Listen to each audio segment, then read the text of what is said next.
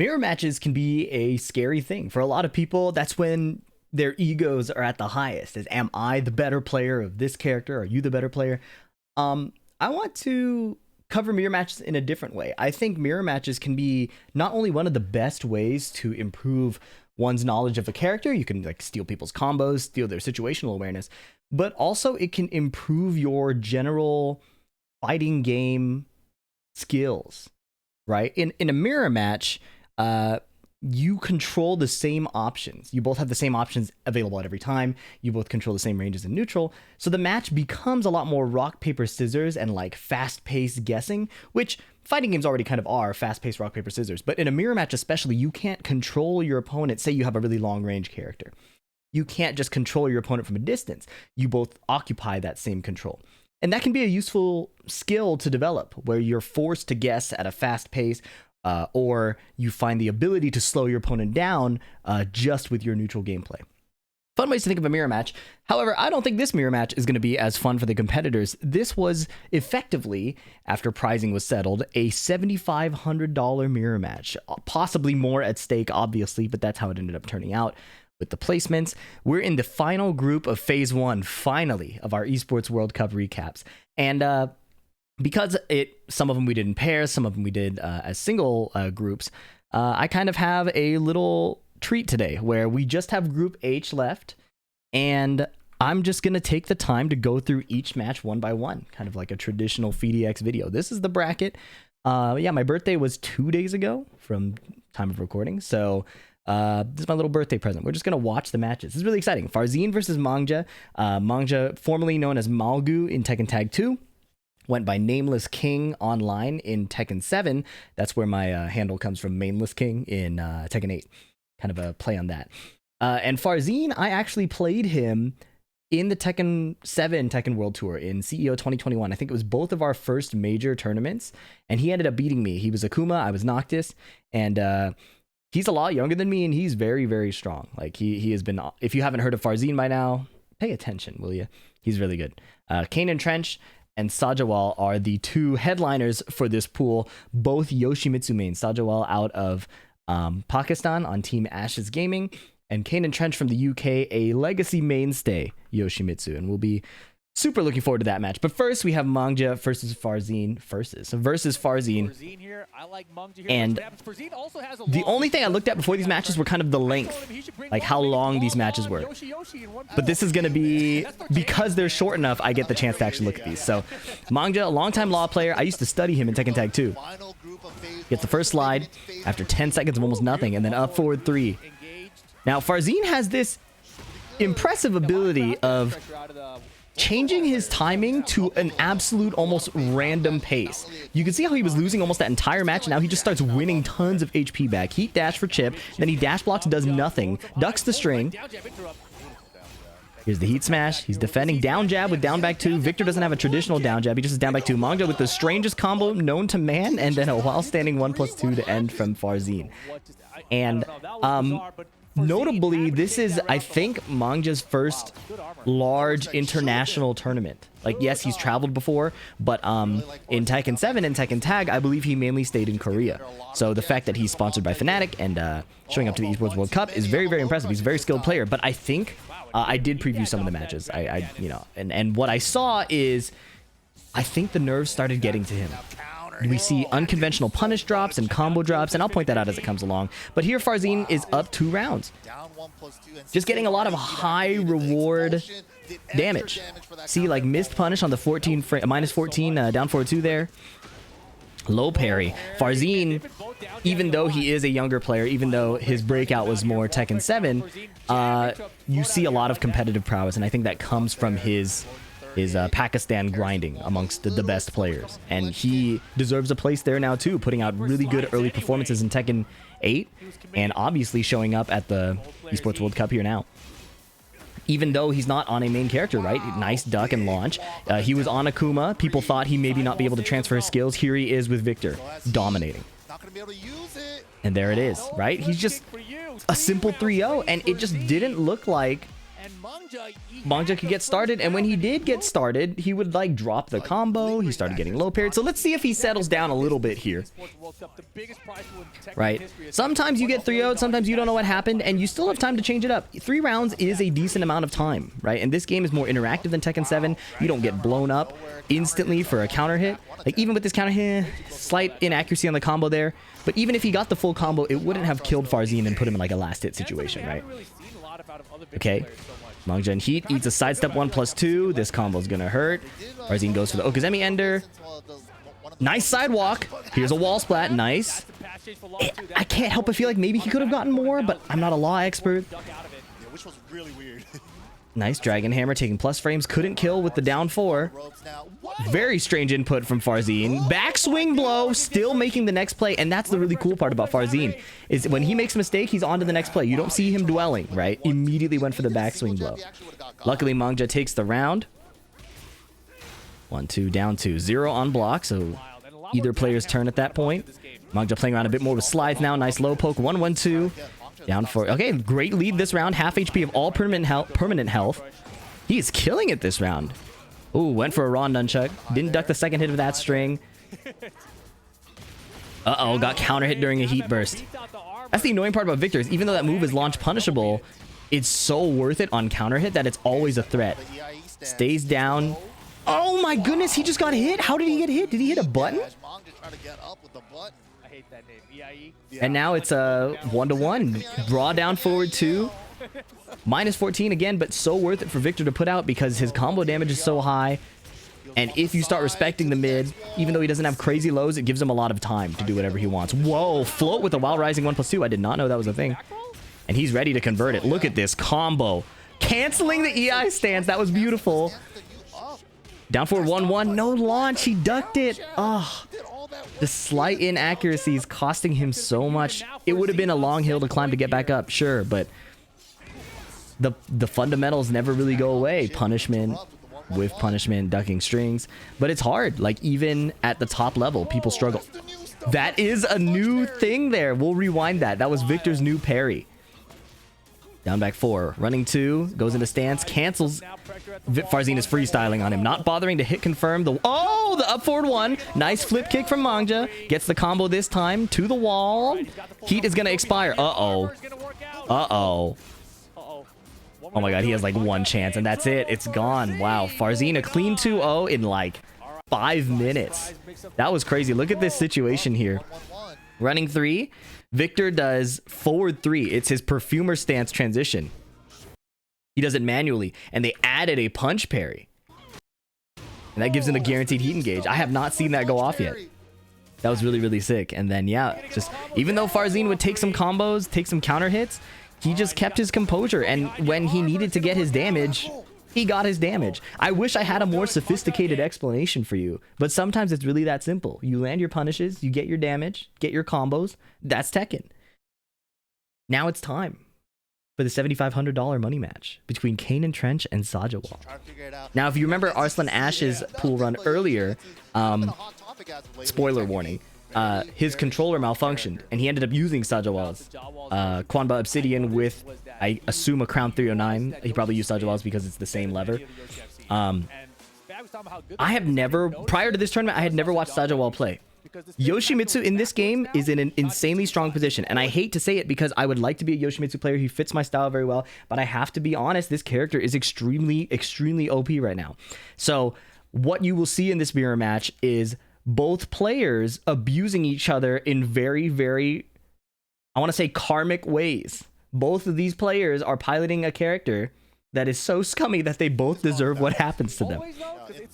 And it's kind of so crazy that it has to be seen to be believed. Full crouch down 4-4, no launch punish. The first launch of a match is hard to get, especially on 1 hit, but there's the first flash from Sajawal. 1+2 throw. This stage is so good for, they both did the bad breath. This stage is so good for Yoshi because both throws, that 2 throw that he just did and the 1+2 throw, will damage the floor break. Wow, whiff punish from Kaneandtrench. Nice. Kaneandtrench is the blue one. Don't forget. I had to keep reminding myself when I was trying to track the match. Strange combo choice, but he does get this nice wake up in the unblockable sweep. Okay. Threatens the sweep again, but then cancels and just does 1-1. Raw forward 1+2 heat dash. That move is so strong. It's kind of an analog to Jin's heat smash, right? It's kind of like you hold your opponent at gunpoint from a distance and they really have to stop moving. Like a bad sidewalk can get you killed there. All right, Bad Breath is zoning from a distance. Kaneandtrench in the blue. Okay, preferring to play it a little slow, not forcing anything, and that's kind of the classic Yoshimitsu that you can't force offense into Yoshimitsu because of his hop knee, because of his down forward 2, and that move, for example, too. Full crouch down forward 4, and then obviously the flash. There's the up forward 3, big whiff, small punish. Okay, Sajawal trying to put something together, forward 4. Both of these players like that move a lot. There it is. They both did the CD2, crouch dash 2 input, kind of like a Street Fighter DP input. Huge damage. And Yoshi will blow you up as soon as he gets one opportunity. Oh no, throw break. Spinning out of there. Sajawal getting a win with a really nasty spin. Pay attention to these situations. I know there's going to be some rewinding. I think it's important to understand Yoshi's situations very well, right? So like here after the throw break, right? They both try the same 14 frame move, right? Actually, wait, that's not 14 frames. Let me stop lying in the middle of my videos and actually get some facts straight. All right. Yoshi CD2. Yoshi, I have a frame data bot in my Discord. Yoshi CD2. Any minute now. Now notice, oh, it is a 14 frame move. I was right. After the throw break here, Kaneandtrench is minus. Kaneandtrench in the blue. They both try the same move. Sajawal comes out first. And then notice here in this situation, after the throw, while standing 4, and then he spins out of the way. Right? While standing 4 usually gives up your turn. Yoshimitsu can kind of turn steal by spinning, right? It beats this down forward 1 poke that after you do a while standing 4, most characters can't do like a sidestep or anything. But Yoshi spends health to get an empowered sidestep. Full crouch down forward 4 into the Indian stance, and then Kaneandtrench tried to grab him. Kaneandtrench tried to grab him. He was in helicopter stance, so it didn't go through, and then he does raw helicopter stance or dragonfly. Another floor breaking throw. That one's unbreakable. You have to guess. Huge wall carry coming. Back 1, forward 3+4 into Kincho stance. Forward 1+2 again. Sajawal taking a huge aggressive lead. CD2, nice punish. Forward 1+2.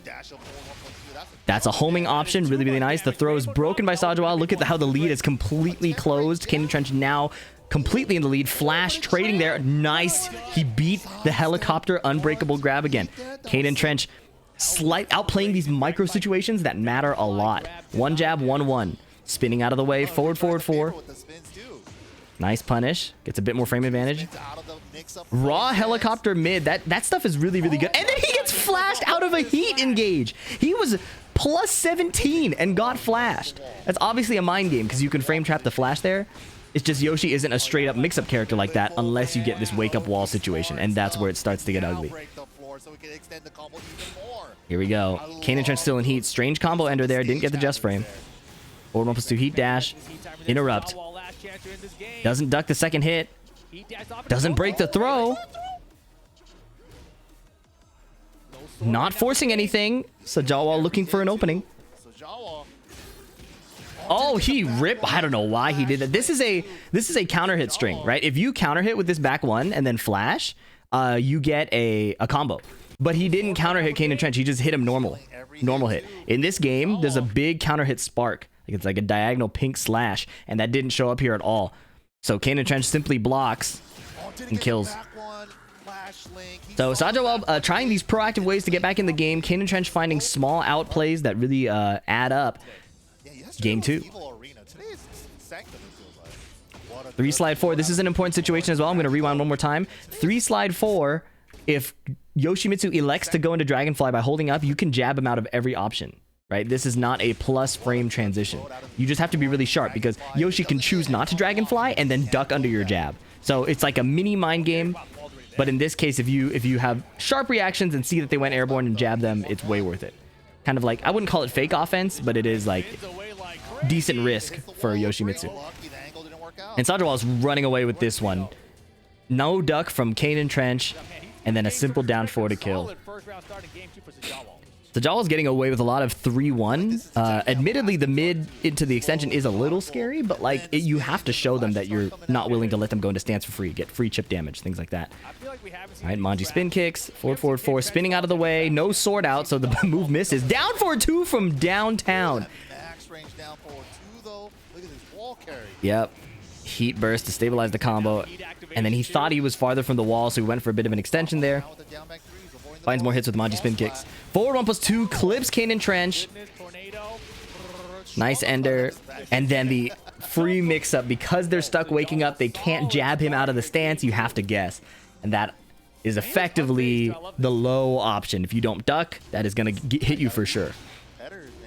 CD2 attempted again. Nice punish from Kaneandtrench. Full spin. Forward, whiff completely. No whiff punish. Down forward 1-4. Nice duck under bad breath on reaction. 1-1 to punish the hop knee. So far, just exchanging small pokes. Not a lot of like decisive hits. Uh-oh. Bad breath through the heat burst armor. Unfortunate timing. And now he's gonna heat burst back. Does this 3-2 1+2 kill? Oh my god, last pixel. Heat smash, forcing a mix up. Goes low. Nice block. Could have gotten more. Oh shit. He caught him. He caught him. That was really good from Kaneandtrench. Doesn't matter. Rage Art is a good choice here. Nice. Guaranteed. Good choice from Kaneandtrench. Nice comeback. I didn't even know that broke armor. All right. Kaneandtrench speeding it up a little bit. Nice. Raw up back 1+2. Sajawal has less than half HP. No recovery option. Floating him out of the Dragonfly stance again from the 3 slide forward. Really sharp awareness. Really brave to call it out. Uh-oh. Got him in the rear. Nice conversion. Guaranteed follow-up. Oh, he got caught back. This was an ugly situation. This is guaranteed. He has to tech roll here, but he didn't tech roll. So now that he's doing the normal wake up backwards, this is going to hit. If you're confused by how to wake up in Tekken, check out my beginner guide. We talk about some basic wake ups that can help you out, you know. Anyways, back to the descent to the subconscious stage for game 3. So far, it's not looking like a lot of solid outplays. Yoshimitsu is such an explosive character that whoever gets the first big opening just tends to run away with it. And even though they're going poke for poke, missed punish from Kaneandtrench. Just nothing happened after the hop knee. Even though they're going poke for poke, you can see Sajawal is starting to get these huge rewards. Sidestep down forward 2. Kaneandtrench fighting from behind now, which is really tough against Yoshi. Sajawal is more confident with the Dragonfly mix-ups as well. You don't see that a lot from Kaneandtrench. Kaneandtrench playing a bit more of a grounded game. Maybe that's more of the legacy Yoshi approach. Sajawal constantly just hitting almost every Dragonfly mix-up. Nice whiff punish with the back 2-2. He's a little more free, a little more willing to put his life on the line with like 3-1 and things like that, and I like that. I think you have to as Yoshi. Down forward 2 whiff punish. That's a common Yoshimitsu setup. I'm going to rewind. Common Yoshimitsu setup is they'll go for the 2 throw. This is 0 on break, so they'll try a throw immediately again. Sajawal knows this and backdashes out of range and whiff punishes. So a Yoshi player knowing another Yoshi player's tricks. Heat burst 3-2, 1+2. Forward 1+2. He doesn't spend the heat, is willing to take the punish and stay in heat, but does not break the throw. Kaneandtrench suddenly equalizing. Taking the lead. Healing. Forward 1+2 guaranteed. Goes for a nice mid there, but he has not represented the throw enough to make Sajawal duck. Instead, chasing down the spin with the down forward 2. That was a hard read, and that was a good hard read. He's going to kill him here. Let's look at that situation one more time. This is what he did. Right? Block situation. Block situation. Sajawal's going to spin out, and Kaneandtrench chases him with down forward 2. After Yoshi finishes the spin, he has to sit still. He's in recovery. So he spin, he's stuck here. He can't block. That's why the down forward 2 hit. And then a beautiful combo to end. Raw down forward 2 from Sajawal, catching a sidestep button from Kaneandtrench. Heat burst. 3-4 to catch the wall. Nice extension. 3-2, 1+2. Boom. Down back 4. Small poke. Oh, he whiff punished the grab again, and this is death. Small mistakes from Kaneandtrench costing so much there. Just a little throw, it seems so innocent, but you get whiff punished like that by that heat smash? It's disgusting. Raw mid from the Dragonfly stance. It was so fast, he finally ducked because the floor break was on the table. This stage is very Yoshi favored, both ways. It makes his offense so much scarier. Okay, attempting to floor break again. Hop knee. Unblockable. Kaneandtrench moves too soon. A small mistake. Now he's just posturing. He doesn't want to eat a big forward 1+2 or an up back 1+2 face plant. It's not over. It's not over. What was that? Oh, just small flubs eating a counter hit down back 4. Heat dashing the heel just a little bit. The sweep is too far away. No duck under the 3-1 again. Nice, catching him spinning. He can do it now. Raw dragonfly mid again. Kaneandtrench nodding, acknowledging the good offense from Sajawal. And Sajawal did play this very well. You'll notice that this whole match, Sajawal has been running the dragonfly stance nonstop, whether it's from 3-1, whether it's raw. And in this case, the throw is so scary from Dragonfly because it insta breaks the floor, gives him a combo. You have to chase down Yoshi on an infinite. That's not fun, right? So Sajawal profited from his willingness to run the mix over and over again. It created more mental stack than someone like Kaneandtrench, who didn't run the Dragonfly stance a lot. So the few times he actually went for the mid, Sajawal had no reason to duck, right? Like here, he just goes for the mid immediately because he's shown the throw so many times. You can't really condition someone unless you represent the threat, right? You can't hope someone is conditioned by the move existing. You have to represent the threat. And that's what Sajawal did, I think, that got him the edge. Is he just represented more threats. He didn't feel like he had that bit of hesitation or that bit of unwillingness to put his life on the line. He put his life on the line multiple times, collected data while doing so, and then profited. And then he got a few situations here where Kaneandtrench just wasn't super on point. And on the off chance that Kaneandtrench watches this, there's no shade here. You were on the big stage. I was not. It's all respect. But that's my analysis of how that match went. As I continue to play Yoshi, I think it's important that Yoshi puts his life on the line just because his threats are all so scary unless you can tell the Yoshi player is afraid to die. And then you can slightly predict what he wants to do better. But if the Yoshi is so unhinged, he doesn't care if he dies, it's so hard to fight. So, Sajawal winning his match, Farzeen winning his match. This is the first qualification match. Rip took the words out of my mouth from the past. Yoshimitsu versus Victor. Nice low pair in the second hit here. I don't know the play history between these players. Arslan Ash on the record has said that there are not many Yoshi players in Pakistan. I think his words were there are no Yoshi players in Pakistan, but obviously he knows Sajawal. So he's probably meant that there's not many players here. I would imagine in that case that Farzeen's primary training is probably with Sajawal. But double sidestep one, the second one counter hit.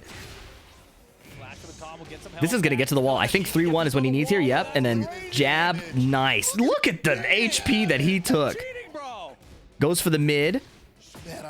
Out of the flea stance. So more stance mix-ups from Sajawal right away, playing a lot more move list. Showing more of the move list than he did against Kaneandtrench. Down back 4, down 4. And then low pair from Farzeen. Farzeen very willing to make reads on these lows. Yoshi's down forward 2 doesn't launch crouchers unless it's a counter hit, right? So he can afford to do this. Uh-oh, but a 3-1 whiff punish. Huge wall splat. Oh, he's going for wall carry. He wants to continue this combo all the way. I have not seen this combo. This is cool. Can he get all the way? Oh, he did. Wow. From a wall splat and an unblockable sweep. That was so optimized for this stage. That was very optimized. That was really, really sick. He spun out of the way, and wow, 2 rounds straight. Sajawal finding huge damage off of the few opportunities he's given, and that is quintessential Yoshi. He does so much damage. He has so many threats that you have to maximize it. You have to maximize it. Rather than running multiple interactions, Yoshi wants to kill you in as few interactions as possible and make you scared to interact again. That's why this low is good. It's just enough to force them to interact. Permanent health, ducking under highs, forward 1+2. Madly evasive hop knee for some reason. Spacing out, not doing much, not trying to get counter hit by Victor. Not trying to eat the power crush. Oh, we got counter hit by Victor. Farzeen's really good at changing his timing. It's really hard to tell when he's going to hit his buttons. Victor usually has a problem with sidestep right duck, right? But because Farzeen is so unpredictable with his timing, you can't find the window to sidestep against him. And that's how he finds these counter hits. That's how he finds all of his openings. Spacing out, not forcing anything. See, like Farzeen will run up and pause, right? Nice punish, right? Like run up, pause, nothing. Then backdash button, right? It's so hard to tell when he wants to do anything. Nice punish on the CD1. Nice conversion to the wall. I love that combo. Full crouch low. Sidestep 1+2. Clean wall splat. Not an optimized combo, but he gets the wall splat after a couple mix-ups, and that's all it takes. 2-0, or 2 rounds back. Second round perfect. Final round. Running 2. No stance, so it's only +2. Down back 4. Jab. Wow. Flashing out of the jab pressure. That jab was +8. Sajawal did not care. He simply flashed right back. Whoa, some freaky stuff. We'll go back and check that out. But instead, he eats a combo for his troubles. Nice try. Running 2, no stance, so only +2. Spinning out of the wall, down back 4. Sidestep 1, counter hit. It was so close. You could see Farzeen's move was about to come out, but Sajawal was just a bit faster, and it really mattered. Down, forward 4 to trade and kill. Look at this situation. See, his heat dashes here. That's a high. He could duck that. Small punish here. Now look at this. Down forward 1-2. You might be wondering why Farzeen didn't duck this. It's actually really hard to duck and get a launch against this move in particular. It's the way that how active the hitboxes are. Like, try it in the lab. It's actually very difficult, especially if your character doesn't have like a 15 frame launcher, or like Victor has a 14 frame counter hit launcher, but obviously he's going to want to launch the whole thing. So down forward 1-2, no duck. And if you're too slow to punish, this like mid punch hits you. And then this is safe as well. And not wanting to get flashed, Farzeen continues to just block. So Sajawal, knowing this, threatens the unblockable, and then cancels with the flash, expecting Farzeen to mash, but Farzeen simply calmly sidewalks and then whiff punishes the flash. That was layered. That was layered, right? Because do this move where you're minus, I can flash you. So the opponent says, I'm not going to press. So knowing you might not press, I do an unblockable to bait you, so I can flash again. Do you see like the layers here? It's really, really... That's kind of more in Yoshi's nature. Like, I think those kinds of plays are what you would expect Yoshimitsu to do historically in many Tekkens. What makes Yoshi so strong is stuff like this, where his sidestep 1 is a counter hit launcher, right? Safe counter hit launching mid. His down forward 2, insane range, slight evasion, counter hit launching safe mid. Hop knee, evading tons of things. Those things are what make Yoshimitsu overtuned right now, not the unblockable fake outs. I think that is more in character with Yoshi's like goofy nature. So Sajawal taking game 1. We rewound a lot, but there was so many cool little situations. Wow! And this is what I was mentioning one more time. This 3-4, remember, you can jab him out. Sajawal jabbed Kaneandtrench out of this a lot, but Sajawal didn't go into fly, didn't go into dragonfly. Instead, he just lands, ducks. So Farzeen's jab whiffs, unblockable sweep, catching the backdash. That's the outplay. That's why you can't jab it every time. Uh-oh. Wow. Lucky back situation. Running 2, nothing. Up forward 2, gives up his turn. 1-1. Uh-oh. Big forward 1+2 from Farzeen. Running 2. Farzeen not forcing the stance, and I think it's because there's probably some flash outplay there, but this combo kills, right? Boom. Nasty. Huge round 1 from Farzeen. Alright, Sajawal sweeping from range 8. You know, that's exactly what happens to me too. When I play Yoshi, I'm like, okay, I have to lead. 1-1. Down back 4, counter hit. Spin away, flash. What? For no reason, yeah. Counter hit down 4-2, and that is the Yoshimitsu strength. This is what makes him so scary in this game. Counter hit, safe launching mid. Huge combo damage. Insanely good heat smash. Wow. He's been saved from 2 back wall situations now, and he's that's not a natural combo. That is never real. I'm going to rewind it because you guys need to know. You're going to run into Yoshimitsu players online. They're all carried, myself included, and this is what it is. All right, we'll talk about this situation. Big block and nice launch punish. That was really good. All right, look at this. Mangja spin kicks. After the first 2 hit, you can always duck to block. Always. Counter hit. Well, maybe not in the back, right? But forward hit like this, you can always duck after eating the first 2 hits. After you block any number of Mangja spin kicks, you can mash your punish, and it will come out before his kick can.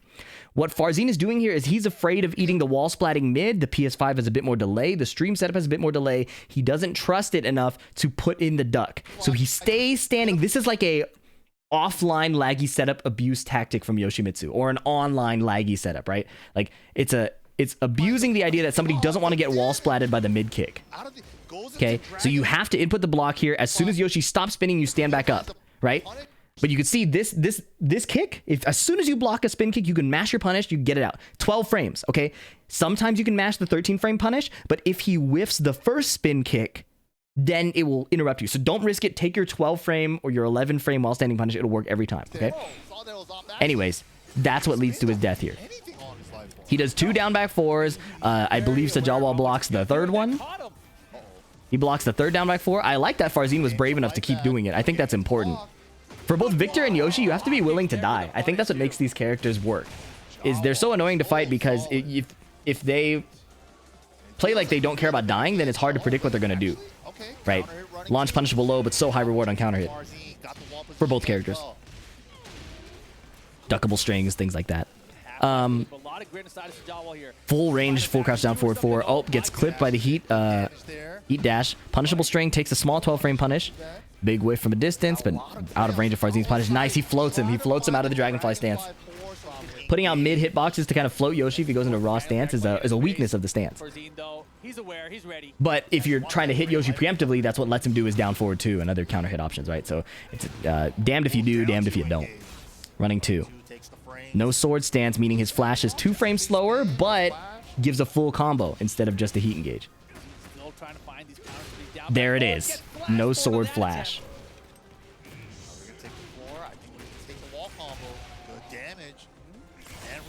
Okay, heat dash. Reactable low, but he did it to change the timing. Look at this. Farzeen is ducking for an immediate low. He's down there, but he's not reading low that permanently. He's like, you're going to do a fast low, and then I'll stand up and play the next interaction. That's why Sajawal, after noticing that the full Mangja spin kicks worked before, can do this slow reactable low and catch Farzeen standing back up, equalizing the score 2-2. Down back 1-1. Down back 3-3 into Fubuki knee. He's noticing that the setup is allowing him to play these mind games, or Farzeen's condition, whatever the reason, the reactions aren't there. He's willing to play more games with Yoshi's like semi-reactable situations. That is a very nice back turn combo. Playing it very chill, does not want to instantly lose. Mangja spin kicks, goes under the armor. Uh-oh, down 2, full launch. This could be the end. Does he break the floor? He does. Forward 1+2. Yoshi with no walls is obviously still good, but he doesn't have easy access to the unblockable sweep. Combo drops. Full crouch sweep and no sword stance, giving a full combo. He's going to heal everything here. Kincho stance. Doesn't rip the second hit. Yep, only 12 seconds left. Heat dash. The life bars are almost equal. Farzeen can still heal. 1-2. 5 seconds left. Oh, he's ripping the 10 string. Down 4. He's in the lead. Farzeen rage arts. And Sajawal wins on the last second. Look at how close that was. Yeah, then he ducked the high. He could have gone for a launch here, but he wasn't confident in dealing with the 10 string. There are extra hits here. I don't know what move is coming next. I never see people do this. So he just chills out. Then he tries to play a mix-up, but Sajawal didn't duck. Down 4. This is where he's officially in the lead. The down jab to secure a turn steal and the lead. And then while standing 4, he mashed 3 times. He's at minus here. He mashes, now he's at plus, and then he gets the while standing 4. And Farzeen was so desperate. If he rage arted, like, if he rage arted, like, he couldn't have rage arted. He wasn't even in rage. He would have had to rage art here. He might have even tried. No, he didn't try to rage art down forward 1. If he rage arted here, that might have worked. That might have worked. No. Actually, it wouldn't. Hold on. Yoshimitsu full crouch 1. Does it show? I believe a down jab is +5. You serious, man? Oh, I have Tekken open. Let's do this. Okay, quick check. What? Where'd the game go? Oh, it's back. Okay. Okay, wait. Full crouch is +6. So the While Rising 4, actually frame traps rage art. So Sajawal here was in. He actually played this like borderline perfectly, right? This down 4 is the only chance Farzeen had to interrupt. Yoshimitsu's down 4 is -4 on hit. So Farzeen could have interrupted with a down forward 1 here, but he went for a high, so the down jab wins. This puts him in rage, but because he's -6, he can't rage art in time to beat this move. This move comes out in 5 frames in this situation. Rage art is frame 8. Power crush frame 7. So all he had to do was block this rage art. That was so clutch from Sajawal. That was so clutch. Very, very impressive. and a Yoshimitsu player advances in the Esports World Cup. This is what the bracket looks like now. Sajawal obviously qualifying here. Now we have Mangja versus Kaneandtrench, and this is like a big like legacy match. Like this is as a Tekken fan, I'm like fanboying over this match because Mangja is who I used to watch to study law, and Kaneandtrench is one of the OGs of Yoshimitsu, a character I've been interested in learning for so long. Obviously, playing more of him now, so it'll be cool to see these guys interact, having played like older Tekkens for so long. Okay, Mangja tries to jab him out of that, and that is a frame trap, so he dies. Can he kill here? Heat dash. Running 3 for one last mix. Yep, and then spring kick is going to get him killed here. Nice flash punish. Kaneandtrench gets round 1. Full crouch sweep. Again, not being afraid to die. Like, yeah, it's launch punishable, but you need that threat to be on the table. Spinning out of the way, back 2-2 whiff punish. That's a good mid, but again, what was Sajawal doing? Sajawal was immediately going for like the grab or the low or the mid. Like this mid is good too. It spends a bit of heat and it gives a full launch, but I think representing the default options that cover stand block is really important. Okay. No heat for Kaneandtrench left is also a big deal because Mangja is healing with every interaction. Well, every hit, I should say, not every interaction. Back 1, and now he's in heat. And now Kaneandtrench only has Yoshimitsu spin, flash, down for 2. Yeah, he can still defend against this. It's no problem. 4-4-4, Fubuki knee counter hit. Bad breath combo. Beautiful combo. He's dead. Very, very nice. 2 rounds straight for Kaneandtrench, looking just really good with basic Yoshimitsu stuff. Mangja not looking very optimized against Yoshimitsu just yet. Blocks this time, gets his turn back, and so Kaneandtrench spins out of the way. Counter hit confirmed, full combo. Jab string here, giving up a lot of damage, but he does get this beautiful wall ender with the junkyard. That is one of Law's coolest combos. Running 3, backflip out of the way. Oh, he finishes the launch punishable back turn elbow, and then he gets counter hit himself. Party's over. Spinning here to break the wall. I don't know the combo here. Back 1 spin, dash, heat burst, flash. Down to 2. Ooh, too many hits. Oh, what a whiff punish. That get-up kick was greedy. That get-up kick was so greedy. It doesn't win him a lot of... Oh, canceling the stance into nothing. Didn't want to take the mix. Misses the launch on the slide. It could have killed. Back 1-2. He could have killed here. He could have killed here with like... Wow Rising 4 jab, maybe? Like anything, but Wow Rising 2 is not it. Didn't duck the second hit of that string. Both of these players, I think, very either nervous, fatigued. You can see Kaneandtrench shaking his head. Like, he knows this. They're both very, very much skilled enough to do this, but being on stage and attempting to play the best Tekken of your life right when you need it is so hard. It's so hard. All right, sidestep 3+4, double dragon. Yep, and he gets this wall. Nice junkyard combo. Spends heat. Low wall splat. Slide. Keeps the corner. This is so ugly. Down back 3. Last hit situation. Kaneandtrench has flash on the table, but eats the down forward 1. Guaranteed next hit down forward 1-3. Back 4 catching the spin. Oh, he got the flash to whiff, but only got a small punish. These things really matter. These things really, really matter because you're giving Yoshi more chances to rob you when you could have had him in like a 1 more combo kill situation, right? Spinning out of the way the 1+2, spending it to go for a heat dash combo. Wow, what wall carry. That was sick. Holding his mix-up, not going for wall damage. Oh, and baiting the spring kick out. Mangja getting a little too hasty with the spring kicks and not breaking the throw. Game 1 to Kaneandtrench. Yeah, and that's what MYK is talking about, is they're both clearly visibly nervous, making mistakes that you wouldn't expect players of this caliber to make because they're on the Esports World Cup stage. It's an unprecedented field of combat for Tekken players. There's never been this much money. A $7,500 Yoshimitsu money match, that's like a first place prize for a major, right? This is a big deal. It's a bad habit. Doesn't finish the combo, goes to the unblockable sweep. Mangja stays down.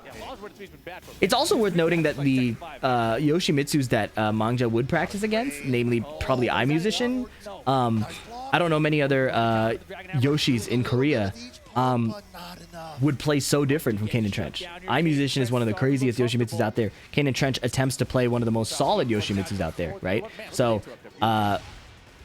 fighting a different style of Yoshimitsu when he still has the same tools that can blow you up instantly is pretty scary. He used the tornado, so he does not have access to that junkyard combo. Instead goes for the standard challenge spin kicks ender. Spinning out of trouble, maintaining the corner. Counter hit string, nice whiff punish. That's what we want. He whiffs the flash, you blow up his life bar. That's important. That was really good. Yeah, double dragon stars around here. You can get to the wall and save your tornado. Sights up one, good block. Counter hit launcher there is a bit scary. Down jab, getting underneath the follow-ups for that down forward one. It's hard. It's a hard call. Threatening slide, nice. Running 3 before the bad breath could come out. Float here out of the slide. 3-1. Late wall splat, doesn't get to continue the combo. Running 3, mid. 1-1. He's getting a lot of chip damage. Look at that gray. Look at that gray. Yeah, lots of gray. Yoshi can't delete that gray health, but he can kill you. So, and that will probably do it. Counter hit! Mangja, get up kick after get. Have you guys ever, if you go to your local tournaments or you even play in online tournaments, it's so easy to just spam get up kicks. You know, that's like one of the #1 like nervous responses. I do it all the time. I show up at a local, I show up at a major, I'm doing get up kicks nonstop. It took me like years to stop doing that. So I really relate here to what Mangja's doing. Obviously, Mangja way more experienced and better player than I am, but it's fun and I think humanizing to see similar nervous mistakes or repeated errors. Like, this is why backseating on Twitch is so annoying, right? I can imagine backseaters want to say, Mangja, stop doing get-up kicks, but it's not that simple. It's a product of the nerves. Nice 3-4 punish. Ooh, didn't get a sidewall conversion. While standing forward, trades with the flash. He's equalizing. He's getting a bit more confident. You can just see that he's milking more damage out of these situations. Back 1-2-2, counter hit confirm. Running 3, chip. Oh, big whiff in the open. This could be it. Kaneandtrench going for the mid again. Do you see what I mean? Like, if he's going for the Dragonfly mid every time, where's the threat? Mangja can just stand block. That chip damage doesn't mean as much as eating the throw. Catching it. Oh, doesn't finish this time. Back 4-3 wall splat. Is this kill? Is it enough? No. Yes, Dragon Cannon. Oh my god, one last hit. Generic down 4. Mangja found his way back, milking as much damage as possible. Kaneandtrench not getting damage out of his Dragonfly mix-ups. His spin game is effective, though. The spin, yes, down 4-2 counter hit. 3-1 wall carry. Heat burst. 3-2 ender. God, that damage is ridiculous. Full spin to chip him all the way into rage. Mangja spending his heat. Oh my god, he's a raw forward 1+2, and this is kill. Nice. It's just when Yoshi hits you, you die so fast, man. Back 4. Oh, baiting the flash and now getting a full launch. That's what we're talking about. He's feeling his rhythm now. He's getting way more comfortable than he was earlier, and you could visibly see it. I love that. Down back 3, he's getting really comfortable. The lows, big block. Kaneandtrench trying to sweep his way out. I don't know. Maybe he wanted a counter hit, maybe he wanted a track, but that's a perfect. Oh man, back and forth now. Oh, this is so 1-1-1 counter hit. Raw DSS that will parry a down forward 2 attempt or anything like that, but nice. Now he gets the slide punish. Getting a bit more comfortable. Hopefully it's not too little too late. Wall carry. Okay, interesting wall combo ender so we can go into Kicho stance, but again, he's playing the mids. Every stance he goes into, he plays the mids, and that's just simply not scary enough. Uh-oh, big duck. This time he didn't find a whiff punish in the back 2-2, scratching his chin, visibly squinting. It's not over yet. Forward kip up and a whiff punish. Mangja now in a winning position to eliminate Kaneandtrench. 1-1, back 4. Parry. Oh, he's feeling himself now. He's feeling himself. 1-1. 1-2. Okay, counter hit. Down 4-2, no counter hit. Uh-oh, big whiff. What does he get from the back? Not a lot. I can't help but feel like he could have gotten way more. There it is. And oh my goodness. And Kaneandtrench is eliminated with 2 unlucky back turn situations. Mangja finding his composure. And Kaneandtrench will give up his trophy piece to Mangja to destroy. That is such a maniacal thing to happen in this tournament. So now, Farzeen versus Mangja. This is the last qualification match for Phase 1. We're finally here. It's been a crazy journey making these recaps, and frankly, very tiring. So I'm excited for the next phase. Hopefully, it's a bit easier to do. I haven't even looked that far ahead yet. I haven't watched the rest of this journey. We're watching it together. And we're watching Mangja get an initial lead on Farzeen right away. No duck on the second hit, but that's because there's a mid wall splatting string. Wow. Blew him up out of the the power crush, the big stab.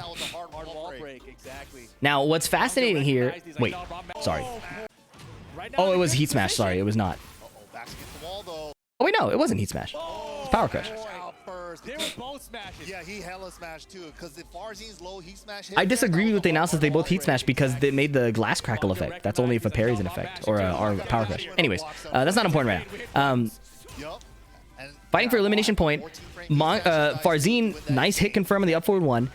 Farzeen will play in ways where he's not afraid to die, and that makes him so hard to predict, right? Early on, he did the stance with a mid-high, obviously duckable and launchable, but he's representing it early to show that he's not afraid to die. Owl from Japan, also playing Victor, does similar things. Represents options that would get him killed just to make sure it's a credible threat.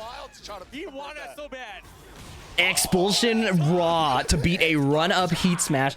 Farzeen is not playing around. You really get to see that turn. That was sick. Big whiff on the 1+2. No punish from Mangja. Again, because Farzeen's timing is so unpredictable, it's hard to find whiff punishes unless you're really on point. Power crush there. Guaranteed follow-up. Knee lift is broken. 1, 2, 3. Oh, he tried to go DSS and eats a power crush. Forward 1+2 heat dash for some chip. No throw break. That kill. The fundamentals never go away, you guys. Throw breaks, punishes, whiff punishes, it never goes away. String ducks, right? There's a 14 frame punish there. He just gets a jab. Farzeen has way more health now. Now, this counter hit is pretty good too. Okay, plus frames, and a low poke. Whiff Dragon Hammer, small whiff punish from Farzeen. Something is better than nothing, but again, you can't help but wonder is how much damage, what situation would he get, what mental pressure would he get if he just hit the full launch on a whiff. There, again, he could launch it, but both players feeling a little nervous, but when Farzeen is nervous, can he put out more damage? That has been the history in the past. Farzeen is not immune to nerves, but his output is just a bit better even when he is nervous. Okay, counter hit forward 4-2. Power crush getting through. Look, he's got half HP. That's what I was saying. Even when nervous, look at the life lead. He whiffs heat smash in the open. Yes, Mangja does punish it. Jab for wall carry. He did give up a lot of damage for this sidewall combo, but he's still in a good position with the heat sliding underneath the high heat engage power crush.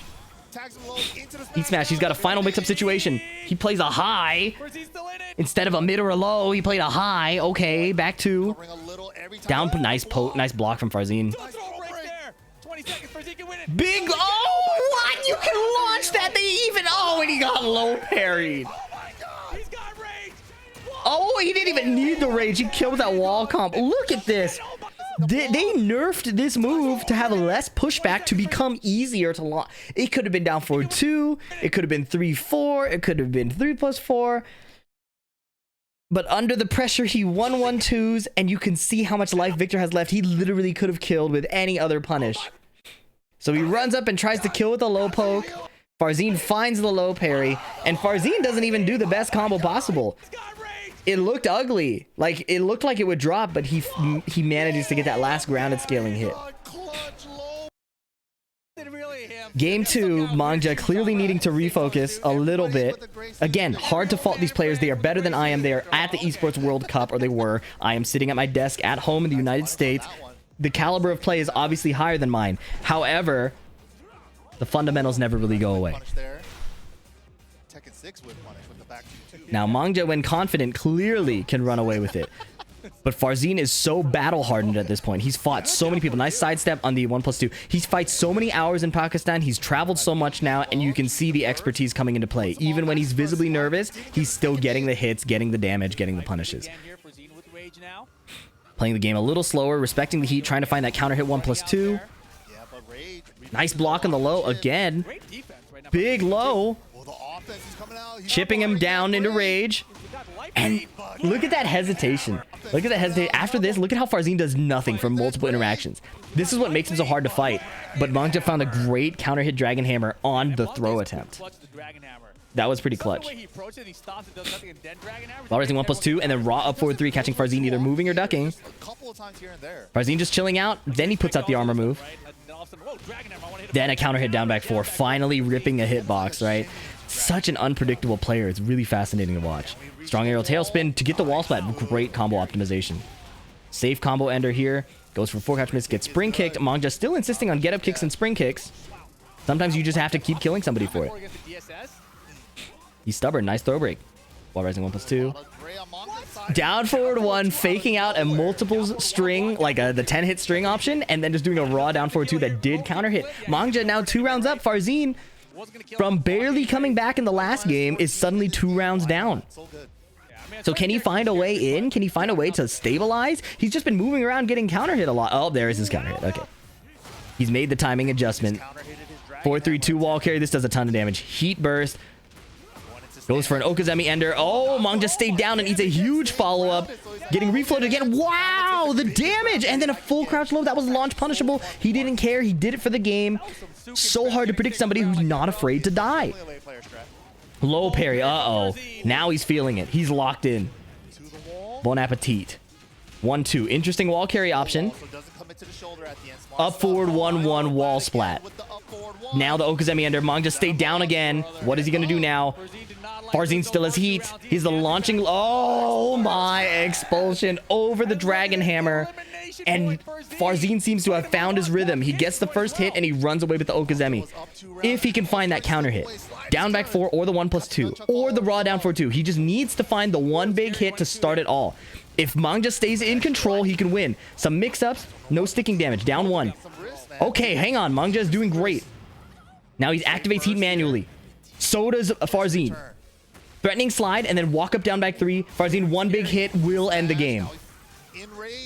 Big block. Sidestep down 2 but didn't spend it. No more heat, but he's gotten enough life that he only needs a standard combo anyways with rage. Mangja's not in rage yet. Mangja's now in rage. 1-2-2 counter hit, but he didn't have the heat to spend it. It's a last hit situation.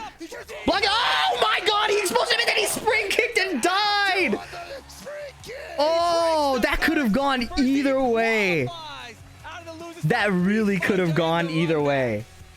That was so close. I cannot believe that. And Farzeen, yes, tell it to me, crowd. Yep. That was so close. That could have gone either way, man. If Mangja still had heat, this is kill. Right? But because it just knocks down, he goes for a mid. And this is a maniacal expulsion. No heat. This was one of us is going to die right now. This is a no heat expulsion. Meaning Mangja launches this. He even taps him with a Wild Rising 4 and he dies.